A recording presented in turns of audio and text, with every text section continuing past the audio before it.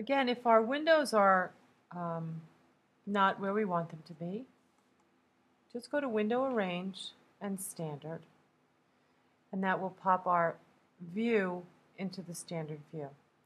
What we're going to do today is take a look at some of these images and talk about how we can make them more interesting to look at.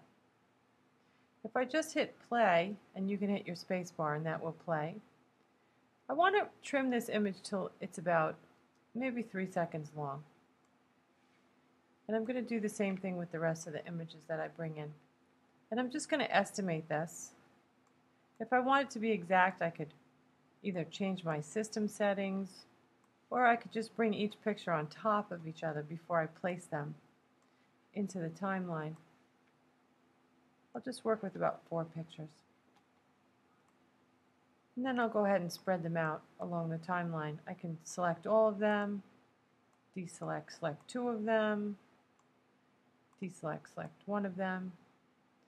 And now before I add my transitions, I can take a look at the images that I have here.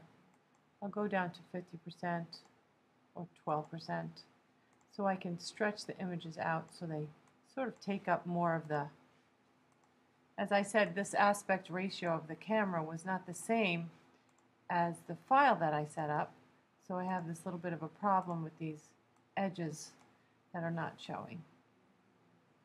But what I want to do, if I just hit play and I just simply have direct cuts with the pictures just sitting there on the screen, it's not that exciting to me, and it's not going to engage your viewers in any way, even if I have titles above or below. So what we want to do is add a little bit of motion to each of the pictures. And what we do here is we get to the first frame of the picture, and then if you look over here in your canvas, you'll see that familiar little button that's right here, and that is called the motion keyframe button. Once you select your image in the timeline, and it loads up in your viewer and also in your canvas, once you click that motion button, you'll notice that these crossbars here that are on the image will turn green. And that means that I've added a motion keyframe. So the first keyframe I put at the beginning of the clip, and the second keyframe I'm going to put on the last frame of the clip. I'm going to add another motion keyframe, and what I'm going to do with this image is I'm just going to sort of zoom in on the leaf that's over there and draw a little bit more attention to the leaf. And if I go back to the beginning and I hit my space bar for play, you'll notice that it almost looks as if a camera is panning in on the picture. And we're going to do that for each of our pictures. So we'll get to the first frame of the next. We add a motion keyframe. We see that our crossbars turn green. I'm going to add another motion keyframe at the very end. And for this picture, I think I'll do a little zooming in instead of zooming out. But I want to be a little careful there. I don't want to go past the borders. I'll move over to my next picture. I'll select it. I'll add a motion keyframe in the beginning. And this is a real simple process. I'll go to the end. I'll add the second motion keyframe. And I think I'll zoom in again. Oh, this actually looks like it's the same picture. And then for the last one, I think what I'll do here, I'll give myself a little more space. I'll add a motion keyframe, and then I'll move my playhead, and then I'll add the second motion keyframe, and that'll give me a little bit of play to move in. So now, if I just simply play the 4 pictures in a row, it becomes a much more interesting experience for the viewer, whether I'm moving in or moving out. Oh, I didn't do the second picture. There's the third one. I move in, and then the fourth one, I'm going to move out again. So let's go back to that second one that we missed, and I'll double click it. And I think on this one maybe I'll zoom in also too. So I'll go to the first frame of the second picture. I'll add a motion keyframe. I'll go all the way to the end. I'll back up into the picture. I'll add the second motion keyframe, and I think I'll zoom out. I'll zoom in. There you go. I'll zoom into the leaf. And maybe I'll just move it over a bit. You notice that there's this little line. That's the path that the picture will go along. So here we go. Moving in, moving out, and so on. Now I can go back in to make it even more interesting, and I can add my transitions. I'm going to add a dissolve to this one, and I'm going to add a dissolve to the last one. And I think I'll add maybe just something a little different. I'll do the cube spin on the one in the middle. So now I'll add an additive dissolve to the beginning, and that's just going to give me a nice fade in. And I'll add a dissolve to the end.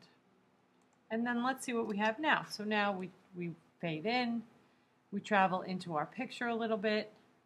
We're going to dissolve into the second one. We fade into the second picture. We spin around, and now we're into the third image.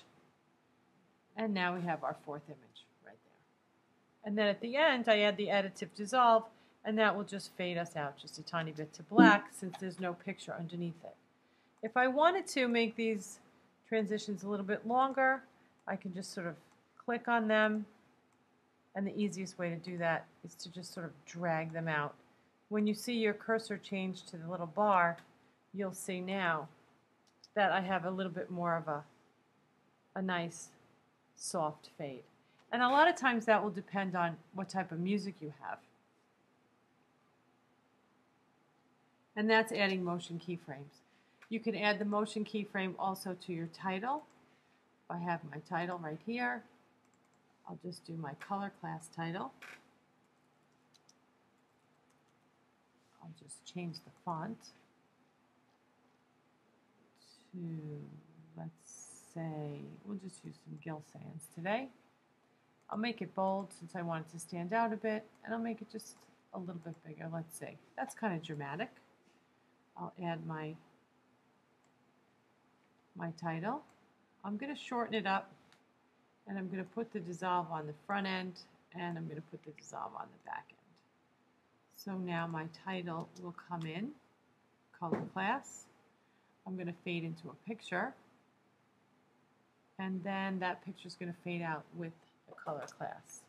But I think I want this title to move just a tiny bit.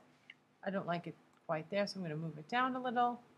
And I think I'm going to have it travel across the screen just slightly. So right here I'm going to add my motion keyframe. If I click on my motion keyframe, I have to be off the transition, I think. There we go. And then I'm going to move my title to the end right before the dissolve, add another keyframe, and I'm just going to move it slightly.